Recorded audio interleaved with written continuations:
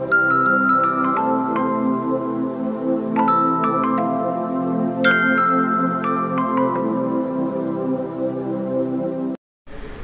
विद्यार्थी मित्रांनो, महा taste series online अकॅडमीमध्ये, महा taste series YouTube चॅनलमध्ये, इंस्टाग्राम चॅनलमध्ये आपलं सर्वांचं स्वागत करतो। मित्रांनो, चालू घडामोडी भाग 1 मध्ये आपण जी करंटची चालू घडामोडीची पहिली टेस्ट 1 ते 50 प्रश्नांची झाली, त्यापैकी 1 ते 25 प्रश्नांचं विश्लेषण पाहिले। आता पुढचा भाग जो आहे तो चालू घडामोडी टेस्ट 1 मधील भाग 2चं विश्लेषण प्रश्न क्रमांक 26 पासून 50 पर्यंत करणार आहे। मी प्रश्न वाचतोय, तो प्रश्न तुमच्या समोर डिस्प्ले होतोय ऑप्शन सहित। मी प्रश्न वाचल्यानंतर तुम्ही कमेंट बॉक्समध्ये हे करू शकता की तुमचं उत्तर लगेच टाकू शकता। मी प्रश्न वाचल्या प्रत्येक वेळी मी सांगत बसणार नाही की तुम्ही उत्तर टाका, लगेच मी त्याचं उत्तर विश्लेषण सगळं लगेच देतोय। पण प्रश्न वाचल्या तुम्हाला जे वाटतंय ते उत्तर किंवा तुमचं बरोबर येतंय का हे पण चेक करत चला, त्याचा फायदा नक्की होईल। आता हे जे प्रश्न आहेत डीप आहेत, त्याचं विश्लेषण डीपमध्ये करतोय। मग त्याला राज्यसेवा कंबाईन PSI ST असिस्टंट आणि क्लास 3 टॅक्स असिस्टंट, मंत्रालय क्लर्क, उत्पादन शुल्क दुय्यम निरीक्षक या पदांसाठी तर उपयोगी पडणारच आहेत MPSCच्या, पण त्याचबरोबर पोलीस भरती किंवा सर्व सेवा भरतीच्या विद्यार्थ्यांनाही उपयोगी पडेल। फक्त एवढंच आहे की जरा काठिण्य पातळी जास्त आहे, ह्याच्यात नॉलेज मिळतंय तुम्हाला। बिघडलं कुठं पोलीस भरतीवाल्यांनी ऐकलं किंवा इतर परीक्षार्थींनी ऐकलं, सर्व सेवावाल्यांनी ऐकलं, काय हरकत नाही, उलट जास्त प्रश्नांची तुमची तयारी होऊन जाईल। ठीक आहे मित्रांनो, चला आजचा असणारा चालू घडामोडी भाग 2 मधील प्रश्न क्रमांक 1 म्हणजेच प्रश्न क्रमांक 26वा बघा। अविधान सांगितलंय, भारतामध्ये कोवॅक्सिनची निर्मिती ऑक्सफर्ड, ॲस्ट्राझेनेका आणि सिरम यांनी केली। ऑक्सफर्ड, ॲस्ट्राझेनेका, सिरम यांनी केली, म्हणजे या कंपन्यांनी केली। हे विधान बरोबर आहे का बघा। आणि दुसरं विधान आहे, भारत बायोटेकने कोविशिल्ड या लसीची निर्मिती केली। हे विधान बरोबर आहे का? तर दोन्हीही विधानं चुकीचे आहेत, बऱ्याच जणांना बरोबर वाटले असतील। कोवॅक्सिन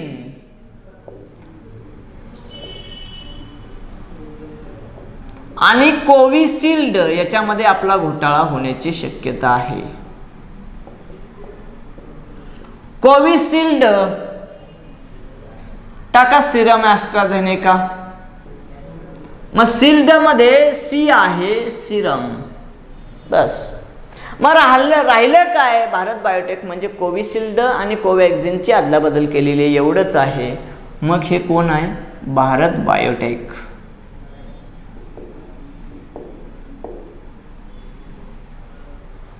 म्हणजे हे कोविशिल्ड आहे, सिरम, ॲस्ट्राझेनेका आणि ऑक्सफर्डने तयार केलेली कोवॅक्सिन जी आहे ती भारत बायोटेकने तयार केलेली आहे।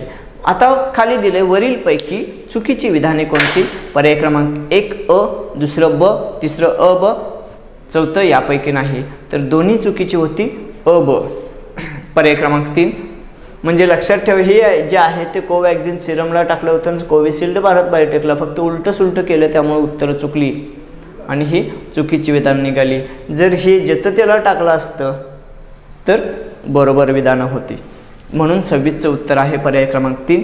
त्यानंतरचा प्रश्न आहे, बरोबर जोडी ओळखा। इस्लामिक कालगणना, चांद्रगती, चंद्राच्या गती, ख्रिश्चन कालगणना, सौरगती, दोन्ही बरोबर आहेत। हिंदू कालगणना, चंद्र सौरगती, म्हणजे जे वर्ष आहे, जो महिना आहे, त्यांचा कालावधी ठरवायचा जो हे आहे, कालावधी कशावरून ठरवायचं तर ते चंद्राच्या गतीवरून इस्लामिक कालगणना ठरवली जाते। सूर्याच्या गतीवरून किंवा सौर गतीनुसार ख्रिश्चन कालगणना ठरवली जाते आणि हिंदू कालगणना ही चांद्र सौर दोन्हींचा वापर करून ठरवली जाते। मग चांद्रवर्षाचा काळ किती असतो? 354.37 दिवस चांद्रवर्ष, 354.37 दिवस, कारण चांद्रवर्षामध्ये तेवढे दिवस कमी भरतात, जवळपास 10 दिवसाचा 10.5 दिवसांचा काळ आहे। आणि सौर वर्षाचा विचार केला तर सूर्याच्या गतीचा वापर केला जातो, त्यामुळे 365.24 दिवस हा काळ आहे। मग दोन्हीमध्ये जवळपास 10.5-11 दिवसांचा फरक पडतो हे जे आहे, मग तो या 10-10 दिवसांचा प्रत्येक वर्षी 10-11 दिवसांचा प्रत्येक वर्षी फरक पडलेला तुम्हाला दिसत राहील, चांद्रवर्ष आणि सौरवर्ष. ठीक आहे, म्हणजे हिंदू कालगणना ही चांद्र सौर दोन्हींच्या गतींचा वापर करून तयार केलेली आहे. म्हणून 27चं उत्तर आहे पर्याय क्रमांक 4, वरील सर्व बरोबर. बरोबर जोडी ओळखा म्हटलंय, बरोबर सगळंच आहे. त्यानंतरचा प्रश्न आहे 28, अविधान. वरीलपैकी असत्य विधान ओळखायच्यात. बघूया. पहिलं विधान काय, पहिले छापील मराठी पंचांग गणपत कृष्णाजी पाटील यांनी प्रसिद्ध केलं, हे बरोबर आहे. पहिलं मराठी पंचांग ज्यांनी प्रसिद्ध केलं ते गणपत कृष्णाजी पाटील आहेत. ब विधान आहे 16 मार्च 1941 रोजी प्रसिद्ध केले, हे विधान चुकीचंच आहे. 1941 म्हटलंय म्हणजे त्यावेळी तर नाहीच आहे, ते 1841 साली प्रसिद्ध केलेलं होतं, त्यामुळं ब विधान चुकीचं आहे. आणि क आहे ते शिळा प्रेसवर छापले होते, हेही बरोबर आहे. म्हणजे अ आणि क बरोबर आहे. विचारलंय का वरीलपैकी असत्य विधान कोणते, असत्य म्हणजे ब चुकीचं आहे. पर्याय क्रमांक 1 अ, ब, दुसरा आहे ब, तिसरा आहे क, चौथा आहे अ क. तर पर्याय क्रमांक 2 याचं उत्तर असेल. ठीक आहे, मग जे ब चुकीचं आहे ते 16 मार्च 1941च्या ऐवजी 16 मार्च 1841 लक्षात ठेवायचं. म्हणून 28चं उत्तर आहे पर्याय क्रमांक 2. त्यानंतरचा प्रश्न आहे 29, भारत सरकारने 1957 साली राष्ट्रीय पंचांग स्वीकारले, हे विधान सत्यच आहे. 1957ला राष्ट्रीय पंचांग स्वीकारलेलं आहे. त्यानंतर वैज्ञानिक मेघनाद सहा यांच्या अध्यक्षतेखाली समितीने सौर कालगणनेवर आधारित पंचांगाची शिफारस केली, हेही विधान बरोबर आहे. म्हणजे राष्ट्रीय पंचांग 1957ला स्वीकारलं आणि मेघनाद सहा समितीनं ही सौर कालगणनेची पंचांग स्वीकारण्याची शिफारस केली होती. ही दोन्ही विधान बरोबर आहेत. पर्याय क्रमांक 1 ब, दुसरा आहे अ ब, तिसरा आहे अ आणि चौथा यापैकी नाही, तर पर्याय क्रमांक 2 हेच बरोबर आहे, अ ब. आता तसं बघितलं तर सौर कालगणनेत मग 31 दिवसांचे महिने कोणते असतात आणि 30 दिवसांचे महिने कोणते असतात. एक लक्षात ठेवा, क्रमानुसार आपण जर बघितलं तर 30 दिवसांचे महिने आणि 31 दिवसांचे मराठी महिने आम्हाला एवढं नक्की माहिती आहे की इंग्लिश महिने जानेवारी फेब्रुवारी आम्हाला नक्की माहिती आहे, पण चैत्र वैशाख माहीत नाही. आमच्या विचार केला तर यामध्ये चैत्र हा मराठीतला पहिला महिना, दुसरा वैशाख, कलर बदलतो, चैत्र झाला, वैशाख, ज्येष्ठ, आषाढ, श्रावण, भाद्रपद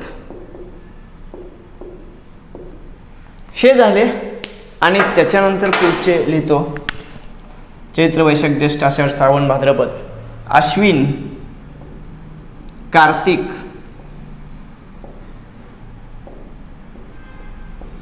मार्गशीर्ष, पौष, माघ, फाल्गुन. बघा हे जे आहेत 1, 5, 6 या महिन्यांचा विचार केला तर हे जर चैत्र महिना बघितला तर ज्या वर्षी लीप वर्ष असतं त्या वर्षीच फक्त 31 दिवसांचा असतो आणि इतर जे असतात ते 30, म्हणजे 30 किंवा 31 दिवसांचा महिना असतो हा.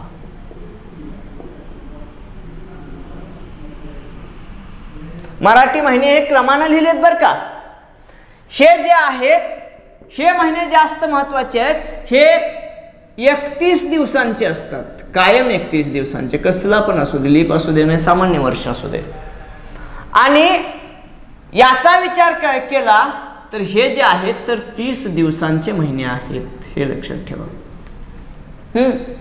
म्हणजे हे 30 दिवसांचे, हे 31 दिवसांचे, हे 30 किंवा 31 दिवसांचे.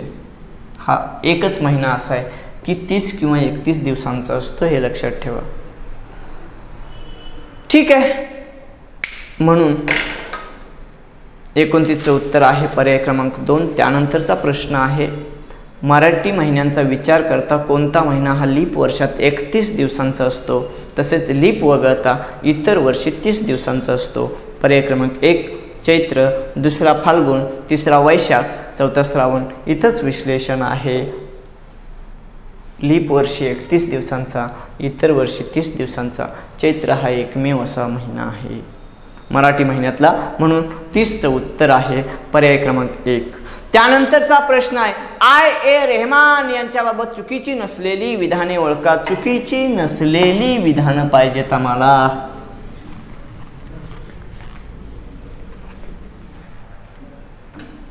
चुकीची नसलेली विधानं.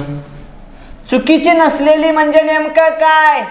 चुकीची ओळखायची आहेत का? चुकीची नसलेली म्हणजे बरोबर असलेली.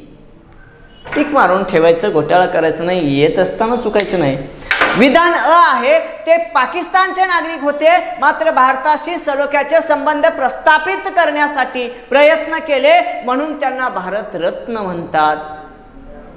नाही म्हणतो, भारतरत्न नाही, त्यांनी भारताशी सलोख्याचे संबंध राखण्याचे प्रयत्न केले, हे खरंच आहे,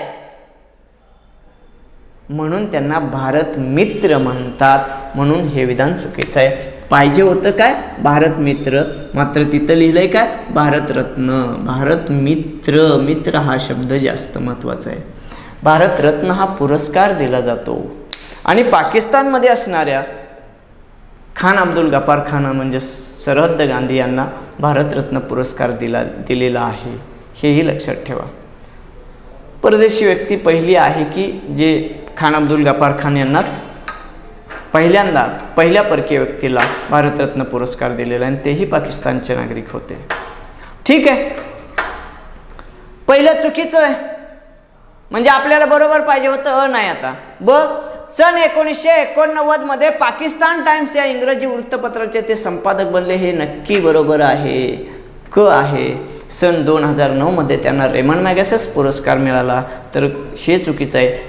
सन 2009 मध्ये नाही तर सन 2004 मध्ये त्यांना रेमंड मॅगसेस पुरस्कार मिळालेला होता. रेमंड मॅगसेस पुरस्कार जो आशियाचा प्रति नोबेल समजला जातो आणि तो पुरस्कार त्यांना मिळालेला आहे, मात्र 2009 मध्ये नाही, 2004 मध्ये मिळालेला आहे. त्यामुळे अ आणि क ही चुकीची आहेत. ब हे विधान बरोबर आहे, म्हणून आपल्याला ब बरोबर पाहिजे होतं, चुकीची नसलेली पाहिजे. म्हणून पर्याय क्रमांक 1 आहे अ, 2 आहे ब, 3 आहे क, 4 आहे अ ब, तर पर्याय क्रमांक 2 बरोबर. त्यानंतरचा प्रश्न आहे 32. IA रेहमान यांनी खालीलपैकी कोणत्या संस्थेची स्थापना केली? इथं चुकण्याची शक्यता जास्त आहे. प्रश्न जबरदस्त आहे, तुम्हाला साधाच वाटेल पण गुगली आहे. या ज्या काय 4 संस्था सांगितलेल्या आहेत त्या सगळ्याच्या सगळ्या IA रेहमान यांच्याशी निगडीत आहेत, पण त्यांनी स्थापन केलेल्या सगळ्या नाहीत. मुद्दा तो आहे. 1 पाकिस्तान इंडिया पीपल्स फोरम या संस्थेची पहिलाच पर्याय तो बरोबर आहे, याची स्थापना केली. दुसरा पर्याय पाकिस्तान ह्युमन राईट्स कमिशन. हे काय आहे? ही एक NGO आहे, त्यांनी स्थापन केले नाही, मात्र त्या NGO मध्ये त्यांनी काम केलंय. तिसरा पर्याय ह्युमन राईट्स वॉच न्यूयॉर्क या संस्थेचा पुरस्कार मिळालाय, त्यांनी स्थापन केलेलं नाही. आणि चौथा आहे अण्वस्त्र मुक्त दक्षिण आशिया. हे जे आहे चौथा पर्याय, त्या मोहिमेमध्ये त्यांनी पुढाकार घेतला होता, म्हणजे स्थापन केलेली आहे ती पहिलाच पर्याय. साधा प्रश्न वाटतो पण लक्षात ठेवा 4ही पर्याय त्यांच्याशी निगडीत आहेत. ठीक आहे, प्रश्न क्रमांक 32 चं उत्तर आहे पर्याय क्रमांक 1. त्यानंतरचा प्रश्न 33 आहे. सन 1998 मध्ये भारताने अणुचाचणी केल्याननंतर पाकिस्तानने वेळपट अण्वस्त्र स्पर्धा सोडावी असे जाहीर आव्हान करण्यासाठी सन 1962 आणि 1971च्या युद्धात कार्यरत असणाऱ्या निवृत्त पाकिस्तानी लष्करी अधिकाऱ्यांनी पुढे यावे यासाठी टिंब यांनी प्रयत्न केले. पहिला पर्याय IA रेहमान, दुसरा IA रेहमान, तिसरा आहे पंडित भीमसेन जोशी आणि चौथा आहे बेनजीर भुट्टो. तर पर्याय क्रमांक 2 IA रेहमान यांनीच प्रयत्न केलेला होता, म्हणजे अण्वस्त्र स्पर्धा भारताशी करू नये भारताचे सलोख्याचे संबंध राहावेत आणि ते आपण सांगून जास्त पटणार नाही, त्यापेक्षा पाकिस्तानचे जे निवृत्त लष्कर अधिकाऱ्यांनी युद्धामध्ये 1962 आणि 1971 मध्ये युद्धामध्ये होते त्यावेळीच्या स्पर्धेनुसार त्यांनी हे केले की त्या लष्करी अधिकाऱ्यांनी जर सांगितलं तर तिथे जास्त पाकिस्तानी नागरिकांना पटेल, किती हानी होते, किती मानहानी होते, या सगळ्या गोष्टी खरंच पुराव्यानेशी ते निवृत्त लष्कर अधिकारी सांगू शकतील, हा यांचा हेतू होता आणि त्यानुसार त्यांना एकत्र येऊन आणण्याचा प्रयत्न केलेला होता. म्हणून 33चं उत्तर आहे पर्याय क्रमांक 2 IA रेहमान. त्यानंतरचा प्रश्न आहे 34. खालील विधानावरून व्यक्ती ओळखा. सन 1990 पासून ते सलग 7 वेळा विधानसभा सदस्यपदी निवडले गेले. म्हणजे महाराष्ट्राचे विधानसभेच्या सदस्य म्हणजेच महाराष्ट्राच्या विधानसभेचे आमदार म्हणून त्यांची निवड 1990 पासून सलग ते प्रत्येक निवडणुकीतलं निवडून येत आहेत. ब आहे भीमाशंकर सहकारी साखर कारखान्याचे ते संस्थापक अध्यक्ष आहेत. क आहे ते सध्या आंबेगाव जिल्हा पुणे या मतदारसंघाचे प्रतिनिधित्व विधानसभेत करत आहेत. ड आहे वैद्यकीय शिक्षण उच्च तंत्र शिक्षण मंत्री होते. तर पर्याय क्रमांक 1 हे कुणाशी निगडीत आहे बघूया. माननीय बाळासाहेब थोरात नाही, माननीय दिलीप वळसे पाटील बरोबर उत्तर आहे. तिसरा माननीय अजितदादा पवार, चौथा आहे माननीय विश्वजित कदम. आता यामध्ये काँग्रेसचे जे आत्ता विधानसभेचे गटने आहेत ते आहेत आणि महसूल मंत्री आहेत ते बाळासाहेब थोरात. अजितदादा पवार उपमुख्यमंत्री आहेत आणि महाराष्ट्राच्या सध्या 2019च्या निवडणुकीमध्ये सर्वात जास्त मतांनी निवडून आलेले आमदार कोण असतील तर अजितदादा पवार आहेत आणि 2 नंबरचे सर्वात जास्त महाराष्ट्रामध्ये मतं मिळालेले आमदार असतील तर माननीय विश्वजित कदम आहेत. आता यामधले माननीय दिलीप वळसे पाटील जे आहेत त्यांना नुकतंच गृहमंत्री पद मिळालेलं आहे. त्यांनी कामगार उत्पादन शुल्क मंत्री म्हणून सुद्धा काम केलेलं आहे. म्हणून 34चं उत्तर आहे पर्याय क्रमांक 2 दिलीप वळसे पाटील. त्यानंतरचा प्रश्न आहे 35. भारतीय हॉकी संघाने 13 एप्रिल 2021 व 14 एप्रिल 2021 रोजी ऑस्ट्रेलिया विरुद्ध 2 मैत्रीपूर्ण सामने खेळले. तर हे विधान चुकीचं आहे. सत्य विधान ओळखायचं असू द्या जे असेल ते, पण चुकीचं विधान आहे. तर ऑस्ट्रेलिया विरुद्ध नाही तर अर्जेंटिना विरुद्ध मैत्रीपूर्ण सामने खेळले आहेत. ब आहे FIH प्रो हॉकी लीगमध्ये भारताने नुकताच अर्जेंटिनावर सलग दुसरा विजय मिळवला. हे जे आहे ते विधान बरोबर आहे. आता यामध्ये गोलरक्षक कृष्णन पाठक हा जो आहे तो अर्जेंटिना विरुद्धचा जो सामना खेळलाय तो आंतरराष्ट्रीय लेवलचा 50वा सामना खेळणारा गोलरक्षक आहे. तो भारतीय कृष्णन पाठक आहे. आणि कुणाविरुद्ध तर अर्जेंटिना विरुद्ध खेळलेला आहे. म्हणून 35चं उत्तर आहे पर्याय क्रमांक 2. त्यानंतरचा प्रश्न आहे 36. विरा साथीदार यांच्याबाबत सत्य विधान ओळखा. अभिनेते, लेखक व सामाजिक कार्यकर्ते होते. विधान बरोबर आहे.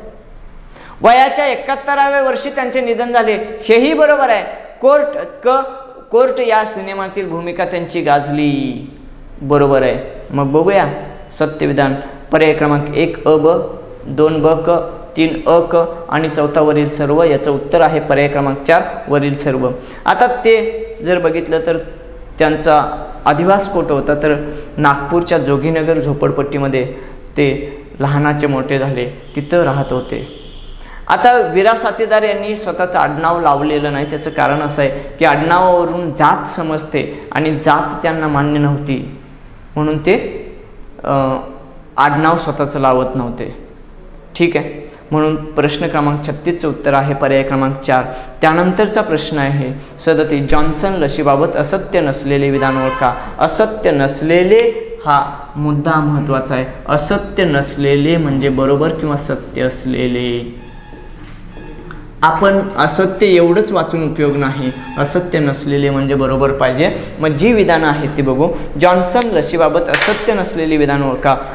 कोरोना प्रतिबंधासाठी जॉन्सन लसीची एकच मात्रा घ्यावी लागते. बरोबर आहे का हो? असत्य नसलेले कोरोना प्रतिबंधासाठी जॉन्सन लसीची एकच मात्रा घ्यावी लागते, हे बरोबर विधान आहे. आणि ब जॉन्सन लसीला अमेरिकेने नुकतीच स्थगिती दिली, हेही बरोबर आहे. बाकीच्यांचं कोवॅक्सिन वगैरे यांचं आहे त्या 2-2 मात्रा घ्याव्या लागतात.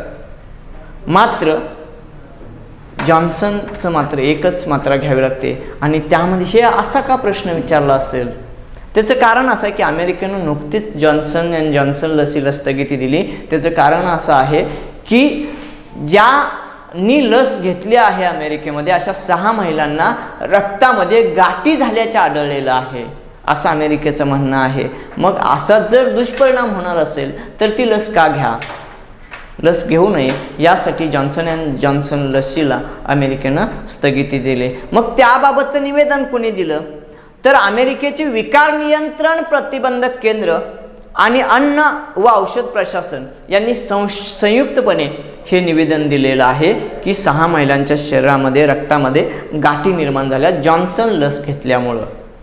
म्हणून 37चं उत्तर आहे पर्याय क्रमांक 3 दोन्ही. म्हणजे पहिला अ होता, दुसरा ब होता, तिसरं दोन्ही होतं, तर दोन्हीच्या दोन्ही बरोबर आहे.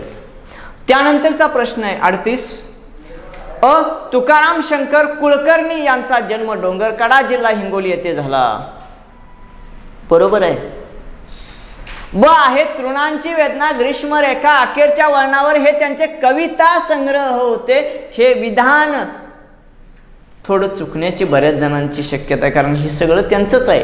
पण ते कविता संग्रह नव्हते हो, कथा संग्रह होते. घोटाळा आहे. विधानामध्ये मी खोचकपणा एवढंच टाकलंय की कथा संग्रहाच्या ठिकाणी कविता संग्रह केलंय. तुम्ही ते वाक्य तसंच वाचलं असेल, तसंच बघितलं असेल. तृणांच्या वेदना, ग्रीष्मरेखा, अखेरच्या वळणावर मी पेपरमध्ये वाचले, सगळं खरं आहे हो, पण ते कथा संग्रह होते.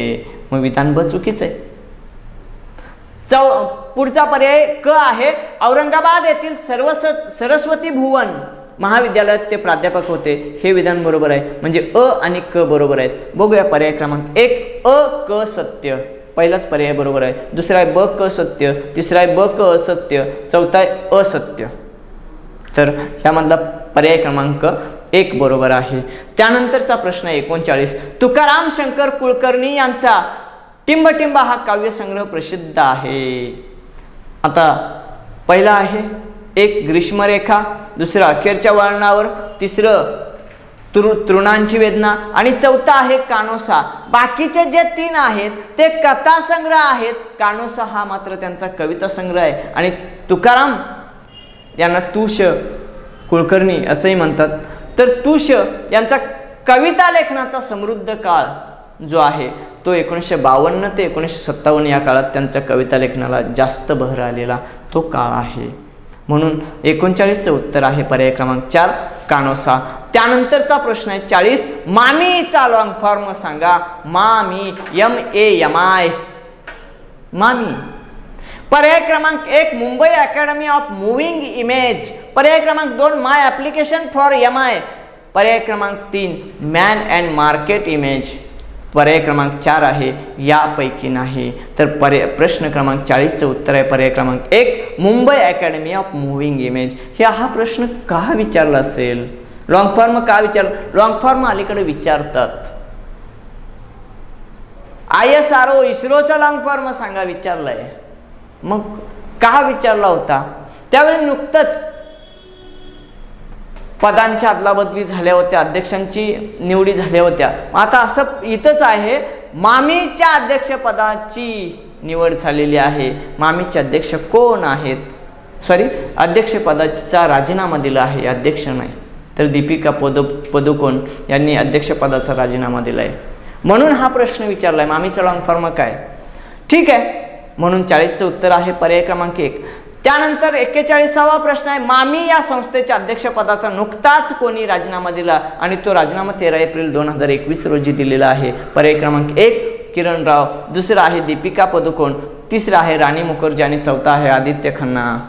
तर मित्रांनो दीपिका पदुकोण यांनी नुकताच मामी या संस्थेच्या अध्यक्षपदाचा म्हणजे Mumbai academy of moving image या संस्थेचा राजीनामा अध्यक्षपदाचा राजीनामा दिलेला आहे.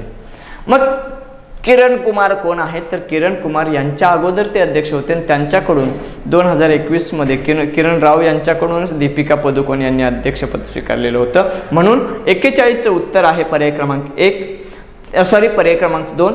त्यानंतरचा प्रश्न आहे 42. नायजेरियाची राजधानी टिंबटिंब ही आहे. बघा हा प्रश्न विचारण्याचा आणि वन बीट विचारावा चांगलं आहे. हेच तर खोचक आहे. वन बीट का विचारला? नायजेरियाची राजधानी का विचारावं बरं आपल्या देशातल्या परीक्षांनी, आपल्या राज्यातल्या परीक्षांनी? साहजिकच आहे ना. तर नायजेरियाची असणारी राजधानी नियामे आहे आणि त्या नियामेमध्ये पर्याय क्रमांक बघा, 1 नियामे, 2 टोकियो, 3 न्यूयॉर्क, 4 बीजिंग आहे. याचं उत्तर आहे 1 नियामे. नियामेमध्ये असं झालं होतं की एका प्राथमिक शाळेला आग लागली आणि त्यामध्ये 20 बालकांचा मृत्यू झालेला आगीमध्ये. मग हे कुठं घडलं? नायजेरिया देशामध्ये घडलं. मग ते कुठं? अजून नायजेरियाची असणाऱ्या राजधानीमध्ये घडलेला आहे. त्यामुळे कदाचित तो प्रश्न म्हणजे 20 मुलांचा मृत्यू कुठे झाला असा प्रश्न नाही येणार, पण नायजेरियाची राजधानी कोणती आहे हा प्रश्न येऊ शकतो. नायजेरियावरती इतर प्रश्न येऊ शकतात, म्हणून नायजेरिया टाकलेला आहे. तर पर्याय क्रमांक 1 बरोबर आहे. प्राथमिक शाळेला आग लागलेली होती, हे डोक्यात ठेवा. ते काही जास्त महत्त्वाचं नाही, तरी पण त्यासाठी हा प्रश्न विचारला आहे. त्यानंतरचा प्रश्न आहे 43. वुहान प्रांताबाबत सत्य विधान ओळखा. अविधान आहे. कोविड-19ची सुरुवात वुहानमधूनच झाली, हे विधान बरोबर आहे. ब आहे 8 एप्रिल 2020 रोजी वुहान प्रांतातील टाळेबंदी चीन सरकारने उठवली म्हणजे समाप्त केली, हे पण विधान बरोबर आहे. पर्याय क्रमांक 1 ब. 2 आहे अ, 3 आहे दोन्ही, 4 आहे यापैकी नाही. तर मित्रांनो याचं 43चं उत्तर आहे पर्याय क्रमांक 3, दोन्ही बरोबर आहे. आता कोविड-19ची सुरुवात ही वुहान प्रांतामधूनच झाली आणि 8 एप्रिल 2020 पर्यंत वुहानमध्ये टाळेबंदी होती आणि 8 एप्रिल 2020 पर्यंत ते यशस्वी ठरले कोरोनावर मात करण्यात आणि सुरळीतपणे चालू झालं आणि आम्ही अजून त्यामध्ये भरडलं जातोय. म्हणजे 8 एप्रिल 2021ला त्यांनी टाळेबंदी उठवून 1 वर्ष झालं, अजून आमची टाळेबंदी चालू आहे. म्हणून तर हा प्रश्न विचारलाय. जिथनं सुरुवात झाली त्यांनी तिथंच थांबवलं. आता वुहान एकाच प्रांतामध्ये कोरोनाचा प्रसार झालेला होता का? नाही. वुहान बरोबरच त्यांच्या असणाऱ्या बीजिंग, क्विंडाओ या शहरामध्ये सुद्धा कोविड-19ची लागण झाली होती. मात्र चीनने हा प्रसार रोखण्यामध्ये यश मिळवलं आणि चीन आता यशस्वी झालेला दिसतोय. म्हणून 43चं उत्तर आहे पर्याय क्रमांक 3. त्यानंतरचा प्रश्न आहे विजय वैरागडे यांच्याबाबत सत्य विधान ओळखा. अ. त्यांना वीरा साथीदार या नावाने ओळखत होते किंवा ओळखत असत. ब. त्यांनी कमावलेला सर्व पैसा सामाजिक कार्यासाठी दिला. क. ते दलित पॅंथरचे सदस्य होते. तिन्हीच्या तिन्ही विधान सत्य आहेत. आणि वीरा साथीदार यांनी वैरागडे किंवा स्वतःचं आडनाव लावलेलं नाही. त्याचं कारणच असं आहे की जातीचा बोध आडनावावरून होतो आणि माणसांना जात कळते आणि जात त्यांना मान्य नव्हती, म्हणूनच त्यांनी स्वतःचं आडनाव न लावता वीरा साथीदार, साथीदार हेच आपले खरे नातलग असतात हे त्यांचं मत होतं आणि तेच शेवटपर्यंत आपल्या सोबत टिकतात हे त्यांचं मत होतं. त्यामुळे त्यांनी वैरागडे हे आडनाव त्यांनी लावलेलंच नाही. ते स्वतःच वीरा साथीदार या नावाने स्वतःला आणि इतरही त्यांना ओळखत होते. म्हणून 44चं उत्तर आहे पर्याय क्रमांक 4. त्यानंतरचा प्रश्न आहे 45. व्यक्ती ओळखा. अ. झिम्बाब्वे क्रिकेट संघाचा माजी कर्णधार. ब. सन 2018 पासून प्रशिक्षक म्हणून कार्यरत. आणि क आहे ICCने नुकतीच त्यांच्यावर कारवाई केली.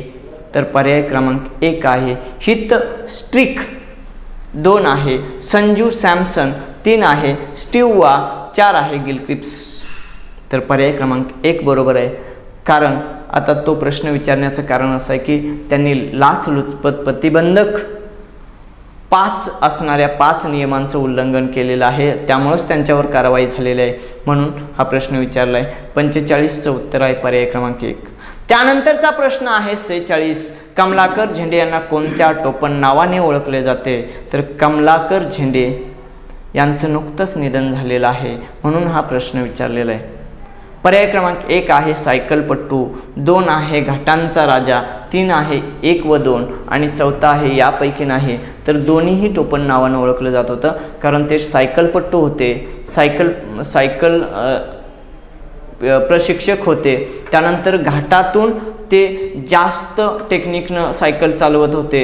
ते सुवर्णपदक सुद्धा त्यांनी मुंबई, पुणे, मुंबई, नाशिक या रूटच्या स्पर्धांमध्ये सुवर्णपदकंसुद्धा त्यांनी मिळवलेली आहेत, स्पर्धेचे विजेतेपदसुद्धा त्यांनी मिळवलेली आहेत आणि घाटातून सायकल चालवण्याचा त्यांचा एक हातखंडा होता, त्यामुळे त्यांना घाटांचा राजा या नावाने ओळखतात. 46चं उत्तर आहे पर्याय क्रमांक 3.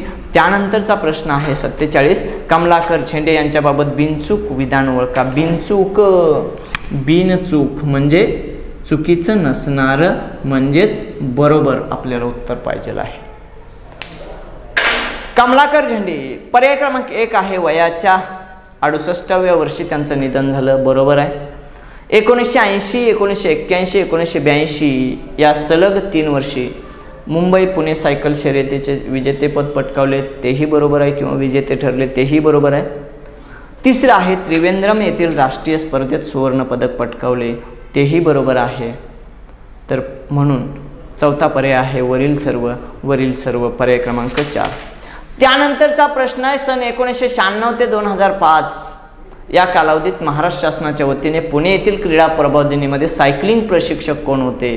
पर्याय क्रमांक 1 गजेंद्र मानला, 2 कमलाकर झेंडे, 3 सोनबा झेंडे आणि 4 वरील सर्व. तर एक लक्षात ठेवा, कार्यकाळ जास्त दिसतो तुम्हाला, कदाचित वरील सर्ववर बरेच जण गेले असतील, तर नाही. तर त्या काळामध्ये कमलाकर झेंडे हेच सायकलिंगचे प्रशिक्षक होते. आता यामध्ये गजेंद्र मानला कोण आहेत. पर्यायामध्ये असणारे गजेंद्र मानला मुंबई उपनगर सायकलिंग संघटनेचे अध्यक्ष आहेत. सोनबा झेंडे कोण आहेत. कमलाकर झेंडे यांचे वडील आहेत. म्हणून 48चं उत्तर आहे पर्याय क्रमांक 2. त्यानंतरचा प्रश्न आहे 49. व्यक्ती ओळखा. 1976-77 साली शिवछत्रपती राज्य क्रीडा पुरस्कार त्यांना मिळालेला होता. 2002-2003 मध्ये त्यांना दादोजी कोंडदेव क्रीडा मार्गदर्शक पुरस्कार मिळाला. 1981 मध्ये अखिल भारतीय मुंबई नाशिक सायकल शर्यत जिंकली. आता 1980, 81, 82ला त्यांनी सलग 3 वर्ष जिंकलेलंच होतं, पण त्यांनी 5 वेळा सायकलिंग स्पर्धा जिंकलेली आहे, हेही लक्षात ठेवा. पण सलग 3 वर्ष तो काळ होता. मग हे कुणाबाबत विधान आहेत. 1 कमल पाटील, 2 अश्विन मुदगल, 3 अभिनव बिंद्रा आणि 4था आहे कमलाकर झेंडे. हेही कमलाकर झेंडेंच्या बाबतीत उदाहरणं आहेत. यामध्ये हे लक्षात ठेवा, ते घाटांचा राजा आणि सायकलपटू म्हणून त्यांना ओळखलं जातं. पर्याय क्रमांक 4 हे उत्तर आहे. त्यानंतरचा प्रश्न आहे शेवटचा आणि 50वा. दिनांक 15 एप्रिल 2021 रोजी भारताचे क्रीडा राज्यमंत्री कोण आहेत किंवा कोण होते. हा सगळ्यात महत्त्वाचा प्रश्न का विचारला असेल. जे क्रीडेशी रिलेटेड यांचं निधन झालेलं आहे, कमलाकर झेंडे यांचं निधन झालेलं आहे, त्यानुसार मग क्रीडा मंत्री कोण होतं, कारण त्यांना क्रीडा पुरस्कारसुद्धा मिळालेले होते, त्यानुसार प्रश्न विचारलेला आहे. तर पर्याय क्रमांक 1 किरण रिजिजू, 2रा आहे मनसुख मांडवीय, 3रा आहे श्रीपाद नाईक आणि 4था आहे प्रल्हाद सिंग पटेल. यामधलं उत्तर आहे पर्याय क्रमांक 1 किरण रिजिजू. मग किरण रिजिजू हे राज्यमंत्री आहेत, केंद्रीय मंत्री आहेत. आता मंत्र्यांचे 3 भाग असतात, 3 प्रकार असतात. एक कॅबिनेट मंत्री, दुसरं राज्यमंत्री आणि 3रं उपमंत्री. आता राज्यमंत्रीमधले दुसरा अजून एक प्रकार असतो की स्वतंत्र कार्यभार राज्यमंत्री. मग जे पूर्ण मंत्रिमंडळाची जी मीटिंग होते, त्या मीटिंगला मंत्रिमंडळाच्या सभेला कोण उपस्थित राहू शकतं, तर जे कॅबिनेट मंत्री आहेत तेच मंत्रिमंडळाच्या बैठकीला उपस्थित राहू शकतात. राज्यमंत्री, स्वतंत्र कार्यभार राज्यमंत्री, उपमंत्री हे उपस्थित राहू शकत नाही. पण अपवादात्मक परिस्थितीत जर मंत्रिमंडळानं त्यांना एखाद्या राज्यमंत्र्याला बोलावणं केलं किंवा बोलावलं असेल, तर एखादा त्या विशिष्ट खात्याचा, ज्या खात्याशी संबंधित आहे किंवा ज्या राज्यमंत्र्यांना बैठकीला उपस्थित राहण्याची विनंती केलेली आहे तेच फक्त उपस्थित राहू शकतात, बाकीचे उपस्थित राहू शकत नाहीत. म्हणजे मंत्रिमंडळाची बैठक ही संपूर्ण मंत्र्यांची नसते, तर फक्त कॅबिनेट मंत्र्यांची बैठक असते, हे लक्षात ठेवा. मग कॅबिनेट मंत्र्यांना सहाय्य करण्यासाठी राज्यमंत्री हे असतात उपमंत्री, आणि राज्यमंत्र्यांना सहाय्य करण्यासाठी उपमंत्री असतात. ठीक आहे. मग यामध्ये पर्याय क्रमांक 1 बरोबर आहे. मग किरण रिजिजू यांच्याकडे कोणतं खातं आहे, तर युवा, क्रीडा, अल्पसंख्याक कामकाज राज्यमंत्री आहेत. मग क्रीडा राज्यमंत्री मी विचारलं होतं, तर ते आहेत. मनसुख मांडवी यांच्याकडे कोणती खाते आहेत, जहाजबांधणी, रसायने, खते.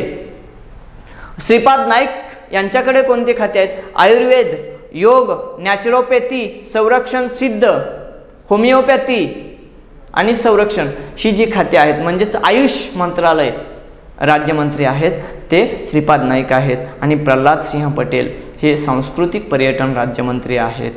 तर मित्रांनो 50व्या प्रश्नाचं उत्तर आहे पर्याय क्रमांक 1. तर आपण इथं थांबूया. तर मित्रांनो आपले जर चालू घडामोडीचे व्हिडिओ आवडत असतील तर लाईक करा, न विसरता लाईक करा, सबस्क्राईब करा. तुम्हाला अजून काय हवं असेल तर कमेंट पाठवा आणि प्रश्न वाचल्या क्षणी तुम्ही उत्तर देत चला. इथून पुढेही असेच व्हिडिओज आपले अपलोड होत राहतील आणि प्रश्नही तुम्हाला डिस्प्ले झालेले दिसतील. तर बघत राहा आणि तुम्हाला आवडलं असेल तर इतर मित्रांनाही पाठवा. आपले टेलिग्राम चॅनल महा टेस्ट सिरीज याच नावानं आहे, यूट्यूब चॅनल त्याच नावानं आहे, आपलं ॲप्लिकेशनसुद्धा महा टेस्ट सिरीज याच नावाने आहे, इंस्टाग्रामला सुद्धा महा टेस्ट सिरीज याच नावाने आपलं चॅनल आहे. तर आपण सबस्क्राईब करा आणि वेळोवेळी हे व्हिडिओज पाहत राहा. नक्की त्याचा फायदा होईल आणि सर्व स्पर्धा परीक्षा देणाऱ्या विद्यार्थ्यांना याचा फायदा होईलच. आता काही वेळेला असं असतं की MPSC राज्यसेवा कंबाईन क्लास 3च्या परीक्षांसाठी त्या दृष्टीनं हे मोठे प्रश्न आहेत असं वाटतं. पण जरी मोठे असले तरी सरळ सेवा भरती, पोलीस भरती, तलाठी भरती यांनासुद्धा उपयोगी पडतात. ते 1 बीट जरी असले तरी याचे कितीतरी 50 ते 500 प्रश्नांची उत्तरं तुम्हाला इथं मिळतात. आणि एवढं नॉलेज मिळाल्यानंतर याच्या बाहेरचा प्रश्न येणारच नाही. तर मित्रांनो आम्ही 1 एप्रिल 2021 ते 15 एप्रिल 2021 मधील सर्व महत्त्वपूर्ण प्रश्न जे परीक्षेला महत्त्वाचे आहेत अशा प्रश्नांचं विश्लेषण केलेलं आहे. आता पुढची जी टेस्ट असेल आपल्या विद्यार्थ्यांसाठी ॲम्बिशियस करिअर अकॅडमी तासगावच्या विद्यार्थ्यांसाठी पुढची टेस्ट अपलोड केली जाईल 16 एप्रिल 2021 ते 30 एप्रिल 2021 पर्यंतच्या 50 प्रश्नांची टेस्ट आपल्याला लवकरच मित्रांनो उपलब्ध होईल. व्हिडिओ जर अजूनही व्यवस्थित बघितला नसला तर व्यवस्थितपणे पहा, कारण पळवून बघू नका, TV बघत बघू नका, इतरांशी चर्चा करत बघू नका. पूर्णपणे तुम्ही लेक्चरला बसलेला आहात ह्या सिच्युएशनच बघा. कारण कसं होतंय की घरात आहे, आता लॉकडाऊनमुळे आपल्याला वर्ग भरवता येत नाही, पण घरात आहे म्हणून आपण वर्गात आहे असंच वागा. नाहीतर इकडं तिकडं बघत व्हिडिओ पुढं चालू आहे, त्याचं काय चाललंय, काय विश्लेषण झालंय हे कळणार नाही. पूर्ण मन लावून बघा, एकाग्र चित्तानं बघा, त्याचा नक्की तुम्हाला फायदा होईल. धन्यवाद.